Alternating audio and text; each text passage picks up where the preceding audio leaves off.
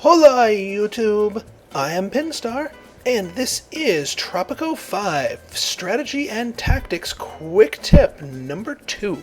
So in this video we are going to be covering the housing situation in the colonial era. Housing and a couple of the other people's needs, but primarily focusing on housing. So let me start things off with a tip number 1 here is prior to researching red tape, which we have right here, right now, you don't need to bother with housing. You aren't going to have uprisings, you aren't going to have rebels. The gameplay mechanics are a bit different in the colonial era, and you don't need to worry about people in houses. They're just fine in shacks. But towards the later era of the colonial period, you do need to worry about happiness, because you need to hit that magical 50% plus mark in order to declare independence. So, that being said, now that we have researched red tape, we must consider our housing options. So, unpausing our game here and taking a look at the island we have established here.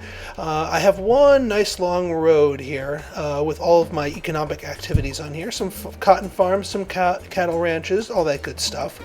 Now, I've seen a big complaint on some of the boards that when you build houses for your people, nobody moves into them. Even though they're perfectly good houses, nice high housing quality, and what have you. Well, the thing is that a Tropican is more than happy to live in a shack if a nicer house is like way the heck over here. So you don't. People are not going to move into your housing complex if they're too far away from all the jobs. That being said, if you have them too much in the thick of things, people aren't going to want to move there, they'll want to move there, but it'll create a traffic nightmare, which is its own list of problems. So you need to sort of find a happy medium between the two. Now, in my particular case, the happy medium that I've decided upon is right here. It is nice and close to all of our jobs, but it's still just on a single strip of roadway, and the docks are going away from the housing complex, meaning all of the Teamsters loading stuff to the docks aren't even going to be crossing the path of our housing complex, and that's important to avoiding traffic snarls, especially in the later eras where the number of pedestrians in vehicles on the roads increases exponentially. Alright, so let's get started here. So what we are going to be building today is what I call a colonial housing block. And so to start off your block, what you want to do is grab your road tool. We're going to start our first road right here. Just stretch the road out. It doesn't need to be measured. Alright, now what you're going to want to do then, oops, here we go, let go, there we go. What you're going to want to do next is grab a grocery as your first building here. And you're going to want to count 2 spaces away from the road that you just drew, facing the main highway that you've designated you're going to be putting this against. So 1, 2, and then one more like that. Perfect. Now, go ahead and go back to the road tool here. Count another 2 spaces on the other side of the grocery. 1, 2, one more. Boom, and draw that road out. Perfect. Alright, we've just started off our housing block here. Now, what we're going to want to wait for here we can go ahead and let this one be built, but before we start actually doing the houses in the housing block, we need to wait for a couple of conditions, mainly the money. The whole reason why we took the time to wait for red tape is because that unlocks some edicts. Now, there are 2 important edicts when it comes to building up your housing block here. The first one is strictly optional. It's called the building permit. This edict's been around since Tropico 1. It basically increases the cost of all of your buildings, but also allows you to pad your Swiss bank account while doing it. If you're not too sure about your ability to afford and build out your whole housing block, you can do without it. I think our economy's pretty robust here, so I'm going to go ahead and issue that. Now, the other edict is... and this is the reason why you're going to want to wait until your money's above the $10,000 mark here, is urban development. So for $7,000, it decreases the cost of all residential buildings by 50% for the next 2 years. That being said, don't enact this edict unless you intend on going on a house building spree, because you need to build enough houses so that the savings from this edict more than make up the $7,000 spent on enacting the edict itself. In our particular case, our colonial housing block is absolutely going to pay for itself. So yeah, we're going to go ahead and do urban development. Issue that. Excellent. Okay, so on to the housing part of the housing here. We're going to grab country houses. Now, one other thing about the placement of country houses, it's going to be along here, along either side of this grocery here. This is why I had you measure out 2 spaces. Rotate the houses so that the back of the house is facing the side road here. It seems to get them built faster. Not entirely sure why, but it works that way. All right, so we're going to go ahead and build out 1, 2, 3 on each side here. 1, 2, 3. And actually, let's do 4. I mean, the goal that we're going for this whole housing block is 11 total on each side. So we've got a ways to go, but don't feel the need to save up your money so that you can plop the entire housing block at once. You're not going to be able to do that. It better just to build it in pieces. So what I'm going to go ahead and do here is unpause, and I'm going to leave a cut here while we wait for these buildings to get built and for our treasury to recover. So I'll see you guys on the flip side. Okay, and we're back. So our treasury has sort of recovered. Usually recovers a little bit faster in other attempts at this build, but no matter, we can continue on building here. So now that we have a little gap here in the middle, what we're going to fill that with is a couple of things. One is going to be a tavern, like so, and the other one is going to be a Catholic mission right here and right beside the tavern. Perfect placement, huh? It doesn't really matter which way you rotate it. It fits snugly in there, so we'll let that be built. And then with the remainder of our buildable debt here, we can go ahead and just continue up our Catholic houses, our country houses, like so. Okay, so once again, I'll be throwing in a cut here while we wait for these to be built and our money to recover. So see you in a bit. Okay, and once again, we are back. So while we were in off-screen mode here, Penultimo just informed me that we had researched the paper, or newspaper rather, which is what I like to be the second of the 3 third-tier research options, leaving Constitution for the very end. And the reason is we're going to be pressing that newspaper into service right now in this housing block. So grab our newly researched newspaper here, and we're going to rotate it like so, and push it up against the Catholic mission here, right here in the middle. And as before, we are going to grab our country houses. Might as well finish off this side. And that one over there makes 11. 1, 2, 3, 4, 5, 6, 7, 8, 9, 10, 11. Perfect. All right, now to cap off this, we're going to build another tavern here facing the road, like so. And then once again, we'll take our remaining money here. 1, 2, 3, 4, 5. Couldn't quite make it. Well, that's okay. All right, so I'm going to be throwing in one more cut so we can get the rest of this built, so I can show you what the finished product looks like. So see you in a few.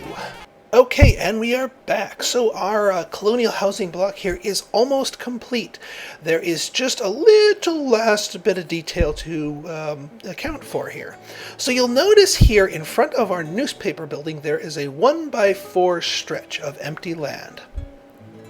Now, 1x3 of that is going to be utilized for a clinic, but being that the clinics don't unlock until the World War era, we obviously can't build that right now. But we want to keep the space available because the clinic's very important for the general overall health and happiness of the residents of this block.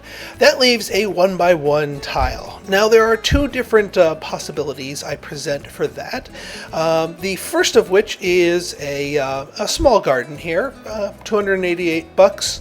Tiny little increase in beauty in the area. Certainly wouldn't be minded by the residents, but would have a fairly muted effect. The other option is a guard tower.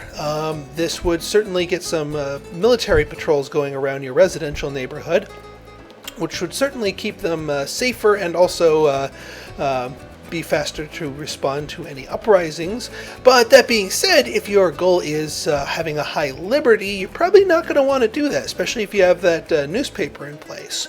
So being that I'm going to be going for a good guy Presidente in this particular run, I'm going to go with the small garden, but I have not extensively tested the long-term effects of these other two. So if anyone wants to try this out with a guard tower, please let me know how it goes. And so we're going to go ahead and put this right here. All right. And that is the Colonial Housing Block. Isn't it nifty? So let me give you some reasons and rationales for the reason I built this. So here we have 11 houses on each side. That's a total of 22 houses for a total of 88 families. That's quite a few people. Now, if you'll notice here, the service buildings in here will each type of service can handle at least 100 people at a time.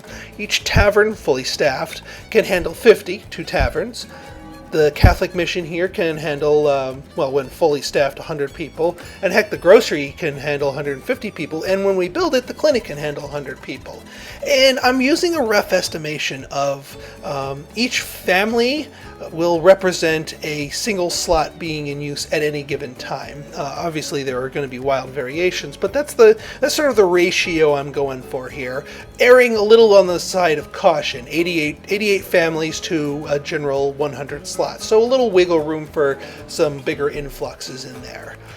Now, there's other reasons why I've put this in here. So, first off, by including the newspaper here in the center, it radiates liberty to everyone in the area, which makes everyone else happier.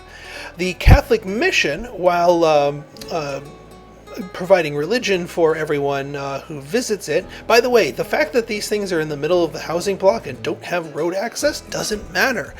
If you try to build something way the heck away from a road, you're going to get that message too far from road network connected to a construction office.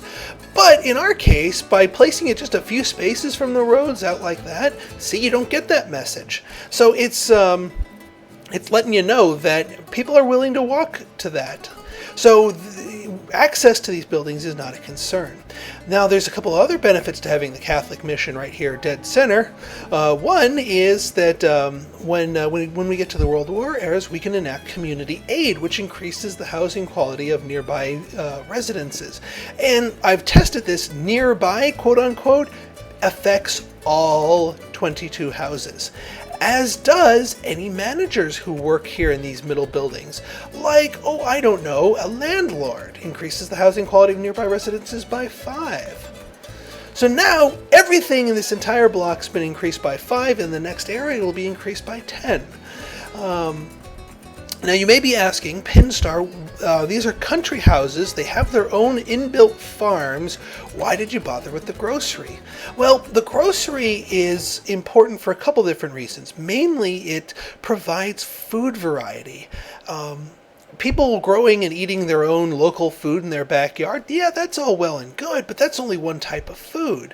Our island can provide many different types of food, and at the moment, 3, meat, milk, and fish. And as soon as I get some non-cash crops farms going, that will only increase. The wider the food variety, the more food happiness your people will have. So by even though these country houses can keep themselves from starving, essentially, they don't need to. They're not going to have great food happiness unless they have access to a proper grocery. So it's good like that. So this is the particular build as I've seen it, and if you want a diagram of that, here it is. Now, don't feel the need to hold a screen cap of this movie like that. I'm going to include a screenshot of, or rather, that layout image in the description of the video, so you can check it out there for use for your own planning. And so that is the Colonial Housing Block. So if you enjoyed this video and you want to see more like it, go ahead and hit that subscribe button. Leave me a like, and by all means leave me a comment. Your feedback is always welcome. So in our next video, I am probably going to be checking out another housing block, but this time a World War era housing block. A little bit bigger, a little bit more fancy, and with a slightly different economic purpose to it. So keep your eyes on this channel to see that soon. Until next time, this is Pinstar signing out. Have a good one.